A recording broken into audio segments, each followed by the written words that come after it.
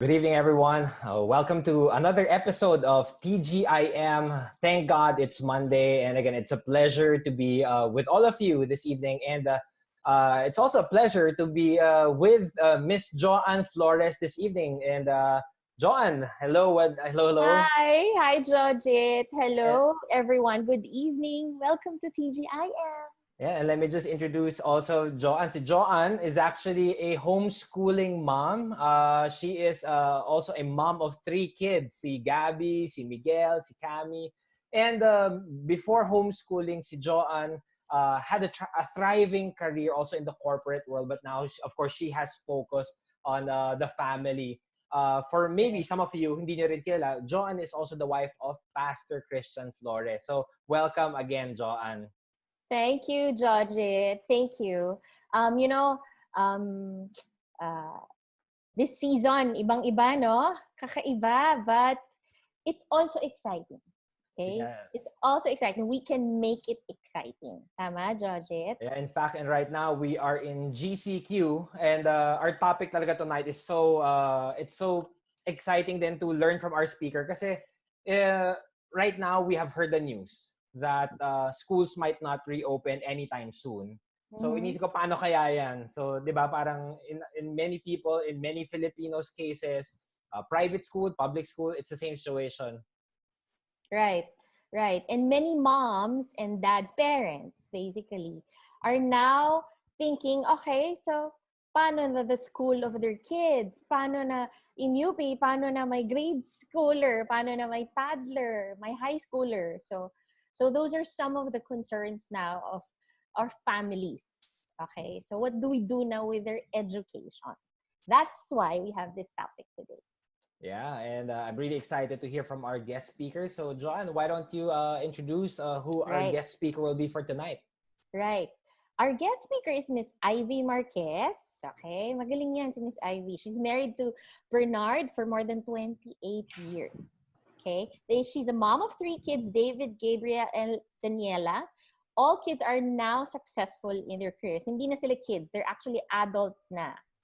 All right, they homeschooled all their kids for how many years na to? Matagal to.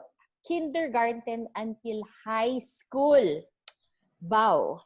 Ikaw na. Grabe ka. Miss Ivy speaks with Bernard on marriage, family, and personal development. She's also a certified emotional intelligence coach, and she is one of only 5 in the Philippines who is a Busan licensed instructor of mind mapping. O, di ba?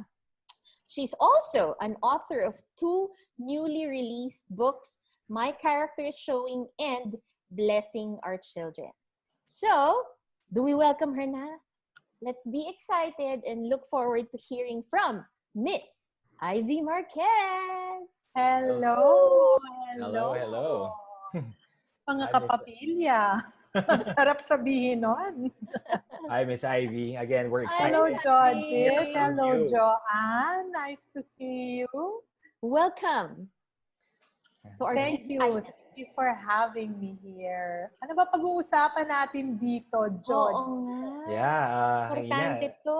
And looking at our topic this evening, just like Ah. kanina what John and I were talking about, many families, many parents ngayon, syempre parang paano nga bang gagawin natin wala raw schools, hindi raw magbubukas yung school. So is there is there anything else that we can do? Do we have an Paano na? option? Oo. Yeah. Parang napapanik ang mga tao ngayon, ano? Parang Yeah. napapanik, nasa-stress. Right. And it's understandable kasi they're not used to this. Yes. I guess yun yung doon Parang you're forced into it, di ba? Parang nandun ka lang nag-grocery siguro nung March tapos biglang sinabi lockdown na, no? Hindi ka man lang nakaprepare. Lalo-lalo na to, education. Hindi ka nakaprepare. Tapos biglang sasabihin sa'yo, hindi po kami magbubukas ngayon. Maybe you have to keep your children with you. The least In is, your homes? I guess, no? Tama ba yan ang sabi sa news? Hindi ako updated sa sinasabi ngayon. You could have them for a year or 2. Yeah, it's right now everything is uncertain. Uncertain. Yeah, so that's what's keeping them stressed, no? Nag-aaral kasi kami nga ni Coach D ng emotional intelligence, and a big part of the stress is really the unknown. A big part of stress is that you weren't prepared for it. No? Yun yung nangyayari dito. Education itself is such a big responsibility, and being put on your shoulder that fast causes a lot of panic for a lot of people. Exactly. Hindi lang yun, buti kung yun lang ang stress mo. May stress ka syempre yung ayaw mong mahawahan ka or ang pamilya mo ng sakit. That in itself is a big stress already. That's why we're all home. Secondly, because of this, you're now thinking also of course, your work. Meron pa ba kaming kakanin? Meron pa ba akong trabaho? Ang dami mong iniisip. So, it's a perfect storm for a stress. Tapos, you are separated or isolated from your friends. Hindi tayo nakakapunta sa church ngayon. Maganda sana, di ba? May kausap ka, nakaka-small group kayo, face-to-face. It's a perfect storm really for a stressful situation. So, this is what we're going through now. And I could understand, really. My heart goes out especially for those who have little kids pa. Tapos, di ba napansin mo, wala ring helpers. Isa pa yun.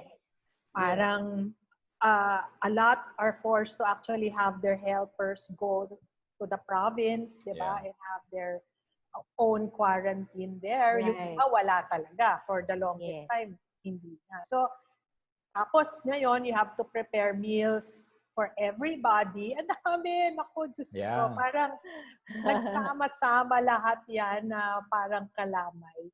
And that's a reality for And isa pa that nakakadagdag are the frictions that you have at home. Yes, that's what's where parents are coming from. No? Parang, how can I even teach my kids when we're actually having friction here? I just tell them to fix their bed, then nag-aaway kami. So what more if I teach them, di ba? Yun so parang, lahat na lang. And we were talking nga kami ni Coach, sabi namin, grabe, no? Parang, kumaga yung blood pressure kasi na may measure mo yan 180 over, 150 or whatever, or 250. Grabe na yun. Mataas yung measure mo. Pero ang stress, hindi mo na may measure There are no gadgets to measure it. Pero if we're gonna measure it, ang taas ng stress level ng bawat isa. And it's sad because it has a ripple effect on a lot of things. First, on your health. Nawawalan ka rin ng tulog, even if matulog ka, hindi diretso kasi ang dami mong iniisip. Ripple effect also on your relationship with the people closest to you. It has a ripple effect on yung diskarte mo now to even think about what work will we do? What will we do with our investments or whatever will we do with our finances? Yung diskarte mo, sira. So, one after the other. Dito talagang nakita ko kakailanganin mong Panginoon. Talagang and you know what? This is what we did at the start, kami ni Coach B. We tried to sit down and actually tried to de-escalate our emotions with this. And a big part of it, of course, is when you come to God and say, God, what is this all about? Like what you said, a big part of the stress is the unknown. Now, I believe God will also tell you naman what this is for. It's not as if these things are hidden also na na pinaparusahan ba tayo ng Panginoon? Di ba yun yung mga tinatanong mo? Parang, is this gonna be long term? Daming matatamaan, etc. But once you go and come before God and get your peace from God, medyo una nakakalma ka. Pangalawa, you get to hear what God is saying here. And one of the biggest revelations for me here was, hey, huwag mo isipin it's about you. Kasi buong mundo is going through this. It's not about you as only. It's about everybody. So the question is not, why me, Lord? It's about, why Lord? Diba? And it's a good question to ask. So we asked that. And I realized, hey, for such a time as this, hindi pa nangyari to na huminto ang buong mundo para may bigay na message si Lord. So, we were actually listening, Lord, what's the message here? No? Kasi before we get into a realization, we have to really sit down and listen. That's one thing. No? And isa sa mga realizations namin, because this is nga not normal, as we say, this is not the everyday thing that's happening, wag mo rin expect na normal yung nangyayari. Normal na you're going to school, to the office, normal na the children are going to school, normal na andyan yung mga kaibigan mo. Hindi nga normal. Realization needs to set in. Second, because it's not normal and it's not the everyday thing, medyo kailangan babaan mo rin yung expectation. Kasi doon ka nagkakaroon ng stress. Mataas na nga yung stress mo externally, tapos may mataas pa yung stress mo from your own expectation. Expectation coming from you. Expectation for your children, expectation from your spouse, expectation that you're gonna have, this thing is gonna end, expectation sa government that aid will come, expectation that, a scientist will do the vaccine, yung ang dami mo expectation. So, if you can actually lower the expectation, medyo ba nakakatulong, ibaba yung stress level. Pinag-uusapan ko a little bit about emotional intelligence. Is that fine with you, Jojit? Yes, opo. Because I talk about this, the stress level going down, because when we talk about education, and I think that's the reason why you invited me here now to talk about home education, malaking bagay ang stress na yan. If we do not address stress, the things that you will be doing as a parent will not be efficient, effective. Because, who wants a strict, who wants an overbearing teacher, who wants a stressed mom or a stressed dad teaching the kids, diba? And I teach that in my coaching session. Yung first session namin is how to keep it stress-free, because you are the one imparting this to your children. Sa totoo lang, itong season ng pandemic, for me, this is now my perspective as I distress and come before God. This is actually a pandemic from God na hinayaan niya na huminto ang lahat because we have all been really so, fast-paced. Nakalimutan na natin yung basics. I remember I put a post on my Facebook na I was praying for a time that, nasasad ako na maraming nabubuli, bukod sa bully, hazing. Bukod doon, maraming nagsusuicide.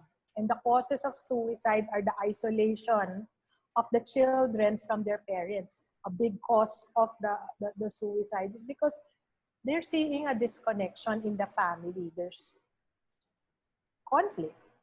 And us praying for that, Lord, I pray kasi we're losing the next generation. Ako pa naman, si Miss Kids Church kasi ako I always pray for the next generation. So sabi ko, Lord, we're losing the next generation. And I pray that the hearts of the parents would come back and turn towards their children. And you know what? in one of my quiet times with this pandemic, merong, biglang na-realize ko, this might be an answer to one of our cries. Kasi ang mga parents, may hinahabol na career. Yung mga kids naman, may hinahabol na social media, sinahabol na kaibigan, yung nagkahiwalay. Ngayon, we're forced by the situation to come together in one house. And we don't know what to do. We can't even appreciate that this is a God moment.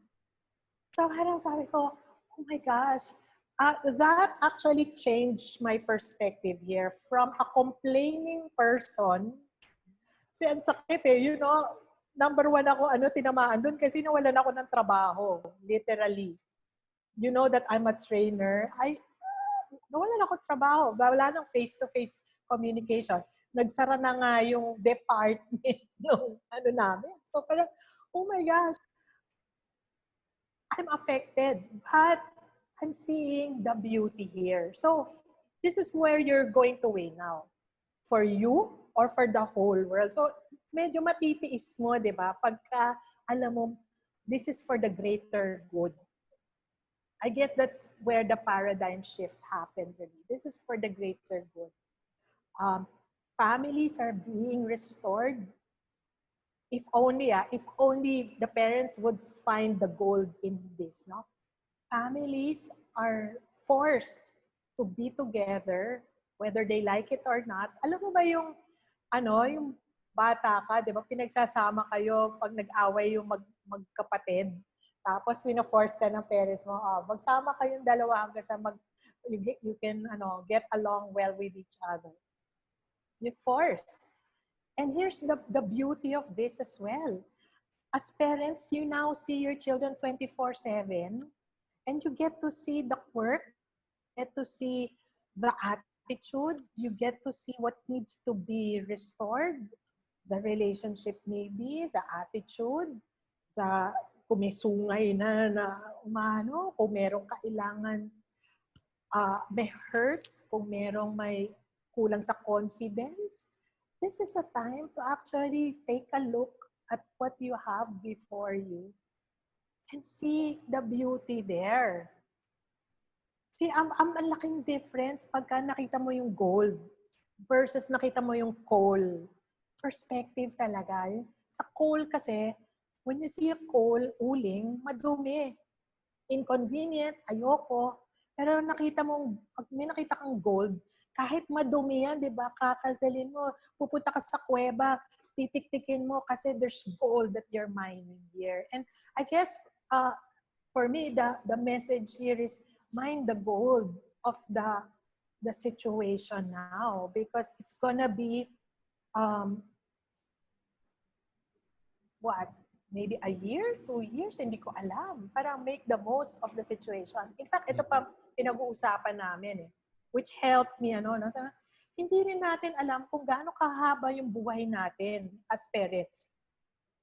Hindi mo alam na if you step out there, what will happen to you if you catch that. And we all know, ang bilis ng progress ng sakit. You don't know how many more days, weeks, or years you have with your children. You're not even safe, even in your own house. So parang, it's a time to make the most of the situation. Diba sabi nga nila that number our days are right. So, those things na para nakita ko, para maging mas magaang, kasi, I've heard every excuse that a parent would ever give why they should not homeschool their children. And those are valid excuses. Pero ito lagi ko sasabihin. Pag gusto mo, may paraan. Pag ayaw mo, may dahilan. Correct. Pag gusto mong gawin, kahit na mahirap, gagawa ka ng kahit wala kang alam sa pagtuturo, gagawa mo ng paraan. Right. Dahil mahal mong mga anak mo, magtatumbling ka, mag-acrobat ka, hindi ka matutulog, magpa-prepare ka para sa kanila. Pero kung ayaw mo, you can actually, you can fool yourself as well na, I'm not good, I'm not educated, I'm not, see, nag-aaway kami. So, you can have all those excuses. Right. And ang mahirap nito, you can even fool yourself about those reasons. You can fool everybody about those reasons. So, kaya parang nobody can actually convince you to do this aside from God. Una, God Himself. Pangalawa, you need that turnaround moment na mag-click. So, ito yung advice ko sa mga mag-aasawa. You wait for it to click. Ilay hands mo lang yung asawa mo. A lot of laying hands from the men hanggang mag-click. Kasi siya yung mag-execute niyan eh. Kung hindi niya gusto, maraming dahilan. Right. Pag nag-click naman sa kanya, wag mo na siyang hintayin. Ora mismo gagawin yan. In fact, I've had many parents who had this turnaround. Oh my gosh, they're now homeschooling. They're showing me in their Facebook how they're doing it. Picture, document, and the kids are enjoying. Why? Because there was a turnaround in the mindset of the parents. It's a perspective change. I think ito yung maganda dito eh. You see the good of the COVID season. Meron akong Facebook post like, finding the good in the COVID season. This is a time for bonding. This is a time for kasi marami kang options. I'll go back to homeschooling. Marami kang options. Who is telling you to actually do it now and finish your homeschooling now? Pati nga DepEd, hindi nagkakagulo nga sila eh. I just tried to see, nag-aaway nga yung public school teacher at saka yung regular, private, nagkakagulo sila ngayon. Yeah. Tapos, yun nga, syempre, di ba, parang ilalagay ko ba yung anak ko sa school kung wala pang vaccine and all that. So, ang dami yung, makikigulo ka ba doon? Yun ang ko doon eh. Makikigulo ka ba doon sa hindi pa ayos na sistema? Or you would do something with what you can control. Right. You can control your own household, the education of your children. Who says kailangan ng sino nagsabi sa'yo na dapat kamukha ng eskwelahan ang homeschool mo? Ang bahay mo. Ang bahay mo. Sino nagsabi sa'yo na kaya mo yung ginagawa ng teacher na every hour, iba-iba, may worksheet, may correct, uniform, may circle time. Hindi mo, wala pang homeschooler akong kilala na nakagawa nun. Right. Kahit Wonder Woman ang tawag namin sa isa't isa. You just have to bring down your expectation and work with what you can. Right. Make it Kasi realistic. That it's realistic. Kasi ito yun eh. It's your own expectation that brings you stress. So if you lower the expectation versus the reality, then there's the margin. Nakakahinga ka doon. Eh, yun nga eh. Imagine mo, ikaw pa lang nagdala ng sarili mong stress. Kasi ngayon, you wanted it to look like a classroom. Now you don't have work. Now you cannot go out to buy anything. Now wala kang budget. Diba, nadagdagan lang yung stress mo. But why can't you work with what you have? Right. And why can't you appreciate what's in front of you? This is a time now to actually appreciate what is there. Right. Again, I'll go back. You don't know how much time you have. That's true. I agree. We don't know pa when the vaccine will come out or a cure will come out. So until then, we have all this time to actually plan, prepare, research, diba? And ask questions like, diba, Miss Ivy, marami I'm sure lumalapit sa inyo and asking a lot of questions. How to start homeschool or what is the heart behind homeschool? So, I'll always say, start with the heart na. You said the key word. Start with the heart. Have a heart for it. It's not about curriculum. It's not about an accreditation. It's not about a textbook. It's not about the structure. In fact, Pag nag-homeschool ka, Galing. totally magbabago yung structure na yan. You know that, Joanne, kasi you're Yes. homeschooling, di ba? Do not duplicate the regular school. Do not bring the school to your home. Yes. Yes. Hindi mo kaya yung staggered schedules. So, Right. but are my children learning? Who says they're not? Right. Just the fact that tinuruan mo sila, look at this, parents were natural teachers. Just the fact you taught them how to walk, how to talk, how to do taught ABC, them ABC. colors. Yeah. Tinuruan mo sila humawak ng spoon and fork. Fork, yes. Tinuruan mo sila magbihis. Brush ng teeth. You're a natural in this. Right. Right. In fact, you taught them more than what the school is doing. The school will only teach the academics, Yes. the textbook, but Right. they will not teach the Skills. life skills. They won't have, much as they want to, I'm not saying they're not, much as they want to, they don't have the time. Because ito nga may 1 year sila. Dapat i-graduate na nila yung 1 year na yun ng mga bata. Dahil may susunod na, di ba? So it's a structure, it's a system. Pero ikaw, hindi kailangan nagmamadali. Pwede, kaya nga ang ano natin dito, mastery. Pwedeng 2 years, 3 years sa makabasa. That's fine. But more than the academics, you're teaching your children security, confidence, self-esteem, The values. Yeah. of course, more than that, the character, the spirituality, to Right. love God. Kung nakita nila si Mommy natatakot sa COVID, yun yung in-impart mo sa kanya.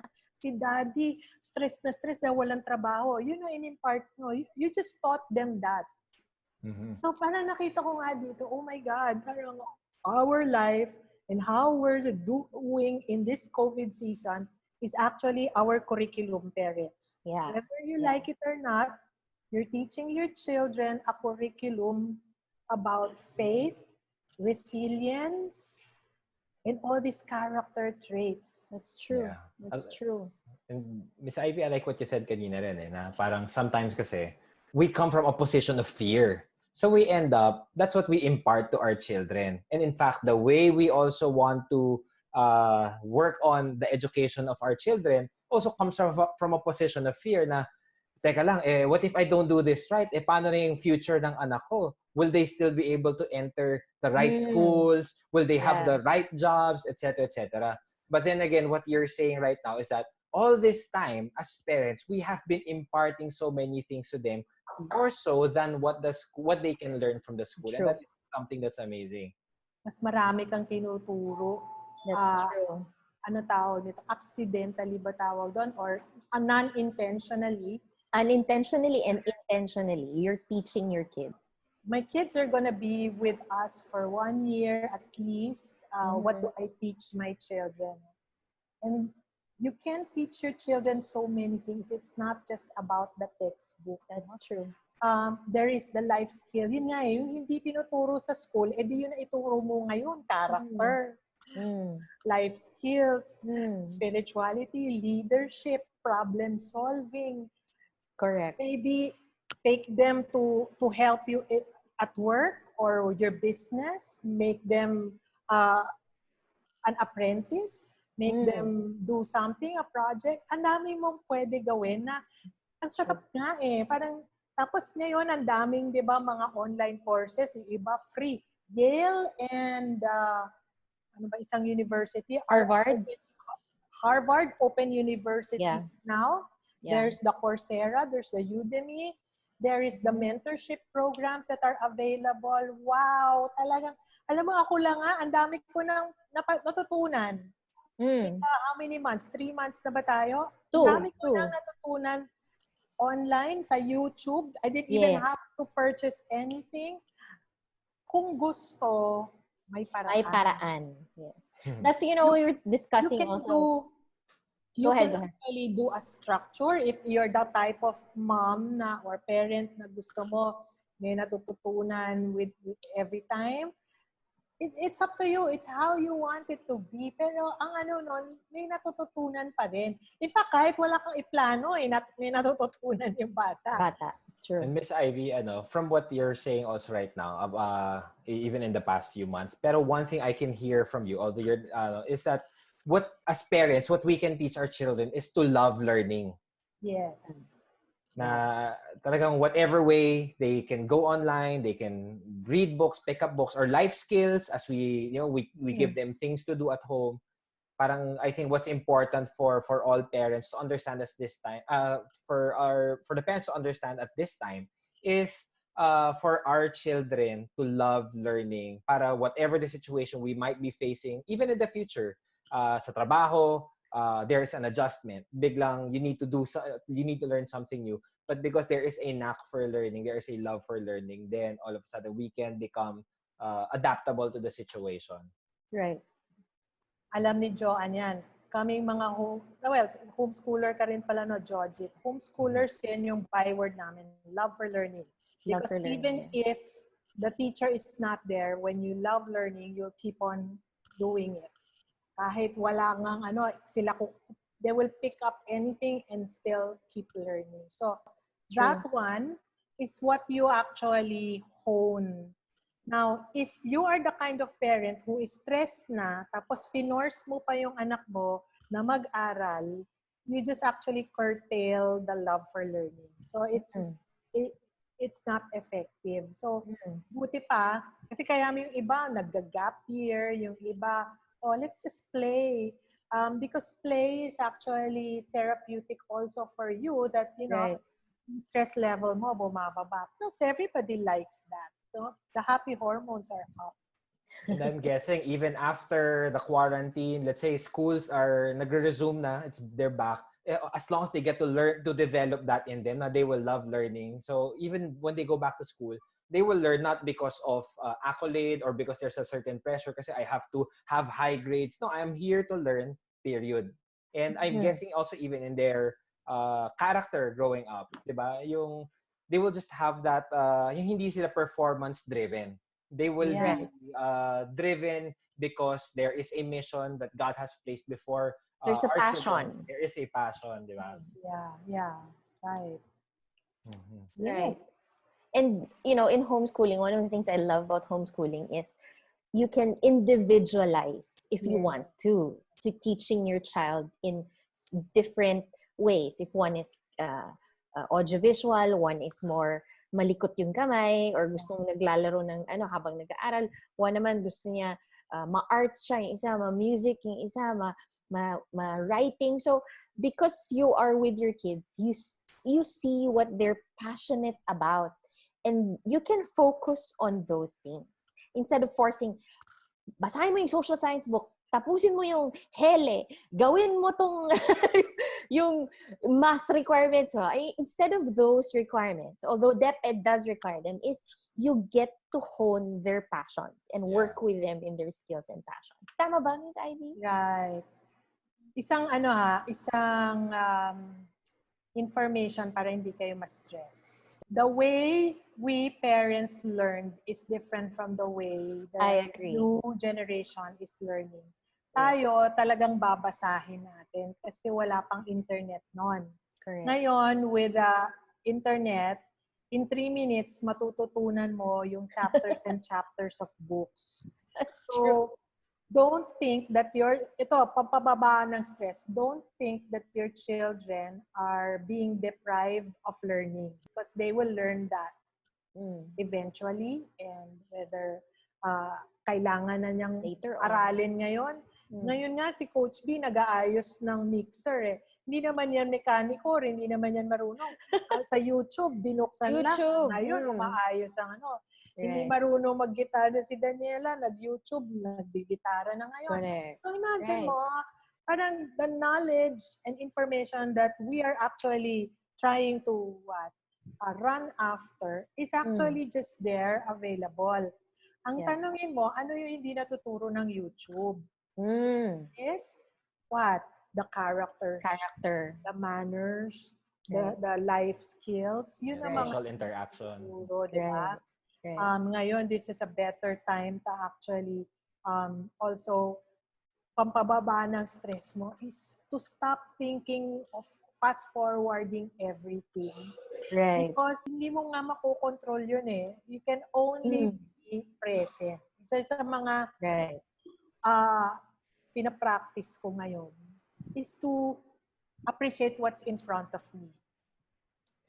Yeah. Never Actually, mind dito lalabas nga yung faith eh. Kasi ako, like now, nagpapaaral pa kami ng medicine and all that. So, nung nawalan kami ng trabaho, parang, paano, where will we get our income? Bahay kang, nagbabayad ka and all that. So, but I said, labanan nga to ng faith kay God. Alam ni God yung nangyayari. Alam ni God yung pangangailangan mo. I will not be robbed of enjoying the person in front of me.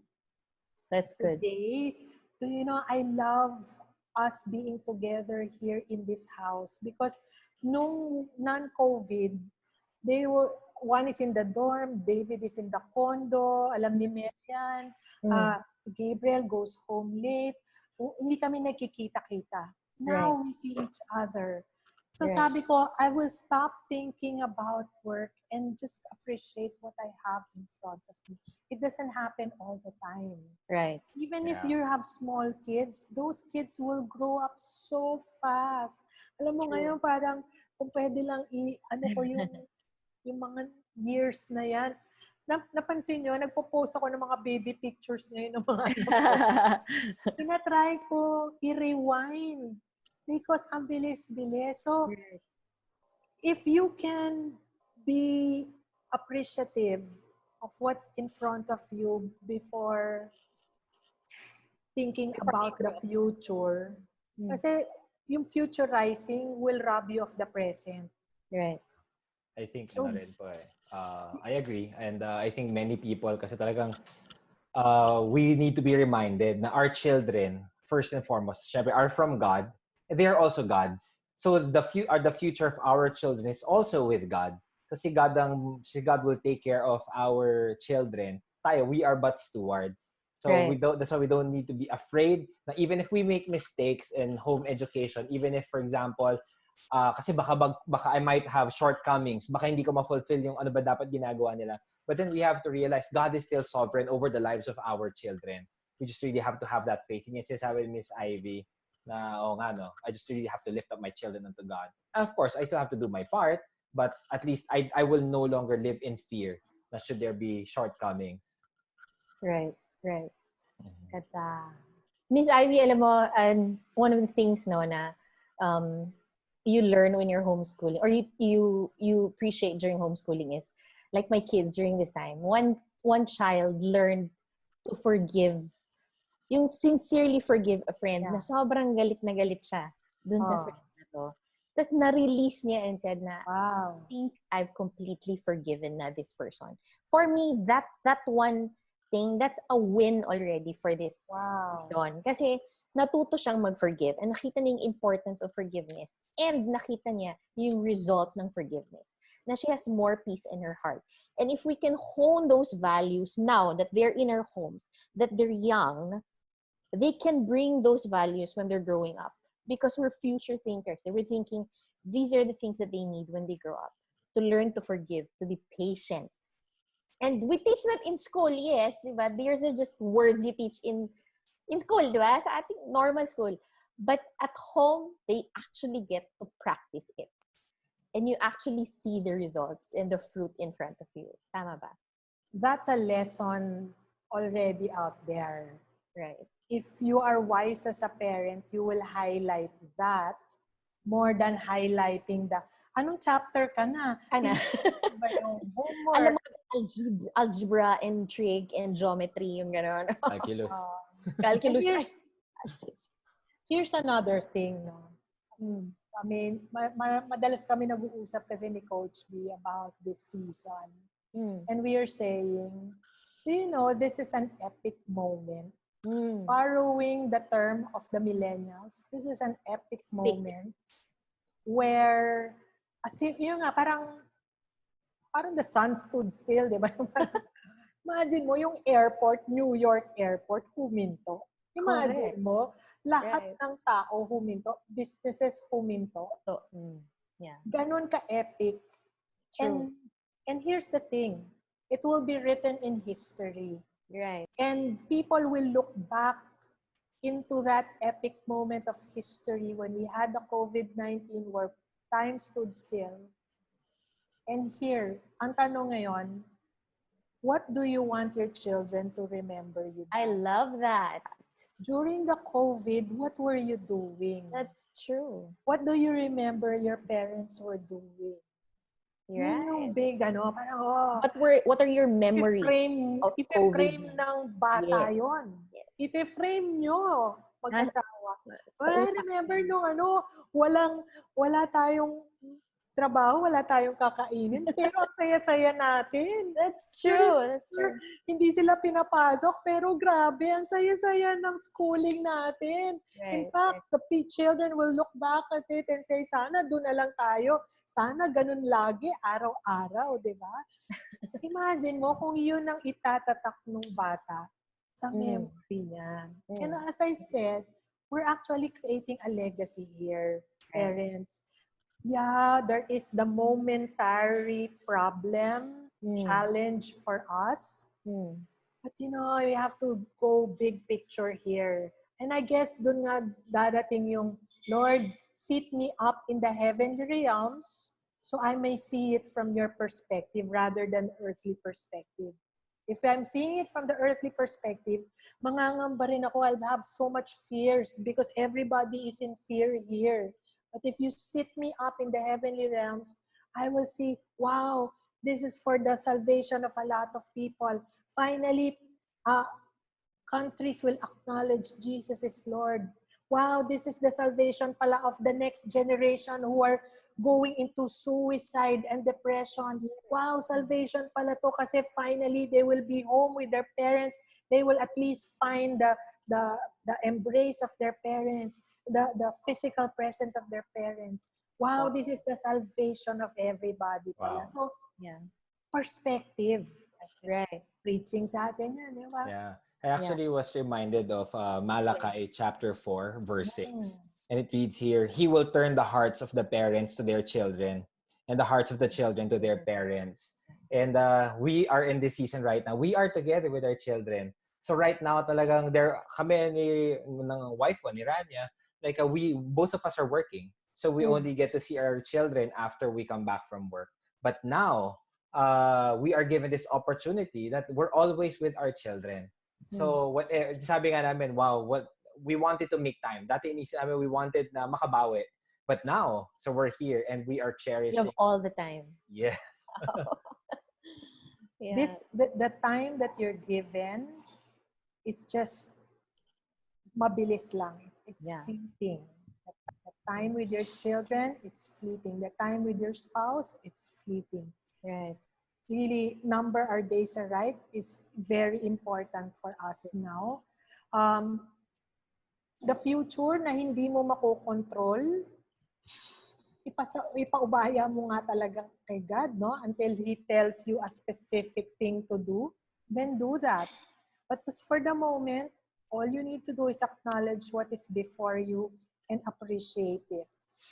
Like kung sinasabi, I don't know if we're ending our talk here, but I want to end it with a quotation that I saw. Just like in this pandemic, everyone is going through the fire. Everybody's getting scorched, but not all will come out gold. We will be going through the same thing, but not everyone will come out gold. Those who come out gold are those who see God refining them. Right. And if you see that, then that's your that's your salvation out of this. The beauty, actually, finding the gold, finding the beauty of being together, finding the beauty of taking care of your children, teaching them whatever, meron niyang maraming magagawa. If you don't know what to teach your children, Yon. Character is showing. And I also have the blessing our children. These are our two parenting strategies for our children. What I do is really just go and pray for them. You want to have a good relationship with your children, pray over them. As you pray over them, your heart is softened, their heart is softened towards you, and you commit them to God, who is the one who can control their future. Done. Parang tanggal ang stress mo kasi naibigay mo sila kay God. If you want to talk about teaching them, train them in godly character. Because that one, hindi na ituturo, walang curriculum niyan, walang regular subjects niyan, but they need that for life. You want them to be good leaders of society. A Vico Soto, diba tayo, tuwan-tuwa ka tayo ngayon kay Vico. Because he was taught godly character. And let's train our children to be leaders like that in the organization, in the government. Have a vision for your children. Don't just have a vision na matapos sila mag-aral. Kasi ganoon ang kinalakihan natin eh. Ang goal ko lang mapaaral ang mga anak ko and tapos na. Hindi yun ang goal natin. Makapasok sa university, tapos na. Okay it's na. more than that. Right. Definitely. So I end with that. Ladies. Wonderful. Yeah, thank you. Wonderful, Miss Ivy. Thank you so much. Yeah, thank you so much, Ivy. And again, it's just very encouraging for all parents right now. Now we have been given this golden opportunity to be the one training our children as to where they should be going, so that when they are old, they will not depart from it. And again, so now we can help our children without any fear. So Miss Ivy, if there's any like a last like message for our parents who are online right now in PGIM, is it what would you like to tell them? Actually, mas gusto ko pag-pray yung mga parents. Okay lang ba? Yeah. I'd like to pray for the parents and speak a blessing. Lord, I just want to pray for each parent who's watching right now. I know that you know all their fears, their anxieties, their challenges, and we stand by them in what they're going through now, Lord. Alam ko ang hirap. And I know also that it takes a supernatural thing to bring us up in our perspective from the earth to the heavenlies, Lord. Yun ang prayer ko sa bawat isa. Seat us up in the heavenly realms so that we will be able to see that you are in control of this very little thing. Nangyari na to in the past.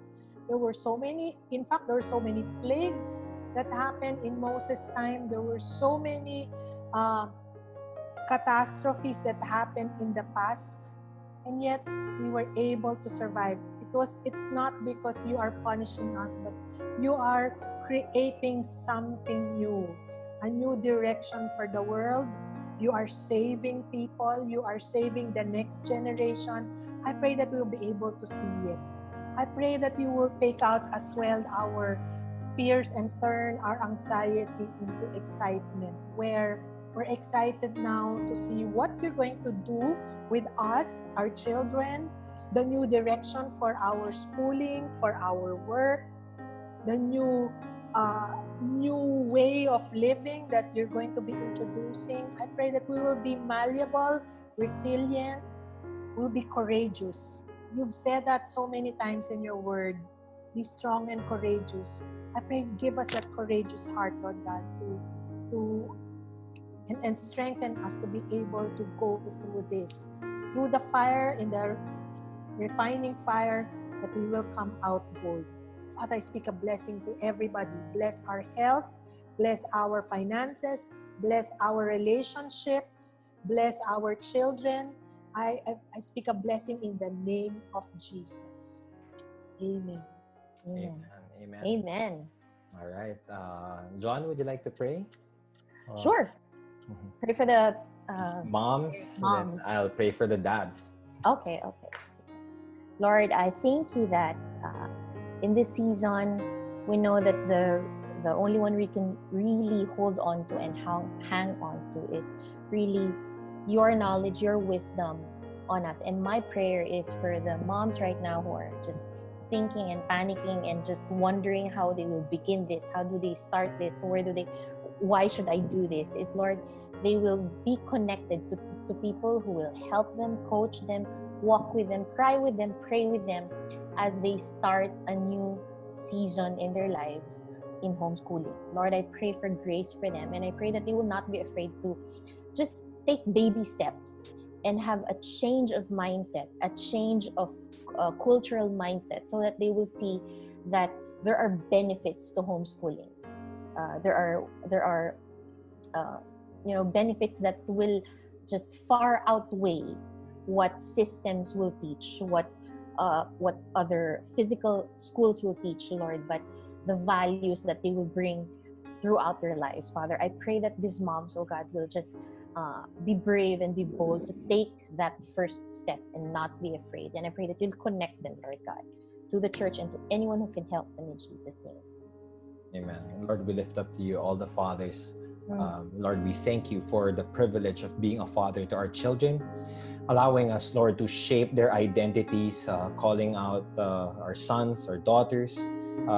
We thank you, Father, for giving us the boldness, the confidence, Lord, and the faith, Lord, to really be an influence to them, Lord, and training them, Lord, allowing them, Lord, to grow, Lord, in wisdom, in stature, in favor with God, and favor with men.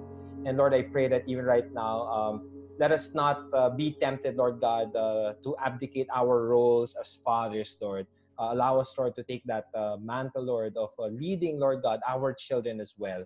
Again, we thank you for this golden opportunity, Lord, to really just connect with them and see also, Lord, the fruits that will come out of this, Lord. Again, we thank you in Jesus' name. Amen. Amen. All right. Thank you again so much, Miss Ivy. Again, it was really a wonderful time being with you, learning from you. Also, thank you, Joanne. I also learned a lot from you as well. Thank you for having us. And again, so that concludes our episode for this evening. Again, we want to thank you all. God bless you. We want to invite you again to join us next week in our TGIM. God bless you and see you. Bye. Bye. Thank you.